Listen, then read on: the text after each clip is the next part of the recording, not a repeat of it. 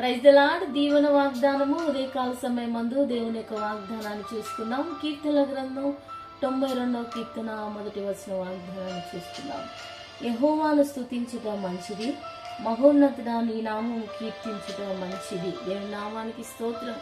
ప్రస్తుతానికి లోకంలో ఎక్కడ చూసినా కూడా మంచి అనేది లేదు. ఎక్కడ చూసినా పాపం, అక్రమం, ఎక్కడ చూసినా కూడా అంత వ్యతిరేకమైన భయంకరమైనటువంటి పాపం విస్తరిస్తున్నటువంటి పరిస్థితిలో మనం ఉన్నాం. కానీ దేవుని బిడ్డగా ఆయనని స్తుతించగలిగినటువంటి ఈ లోకంలో మంచి అనేది ఏది లేదు. కానీ దేవుని బిడ్డగా ఆయన సన్నిధిలో దొరికేటువంటి నూతన దీవెన, నూతన కృపను మనం పొందుకునే రీతిగా యెహోవాను స్తుతించటం మంచిది అని దేవుని యొక్క వాగ్దానాన్ని దేవుడు ఉదయకాలం మనకి ఇచ్చినందుకు ఆయన నామాన్ని స్తుతిస్తూ, నీ జీవితంలో నా జీవితంలో మంచి దేవుడు మనకు తోడుగా ఉన్నందుకు ఆయన నామాన్ని స్తుతిస్తూ దేవుడి వాగ్దానమును దీవించునుగాక. ఆమేన్.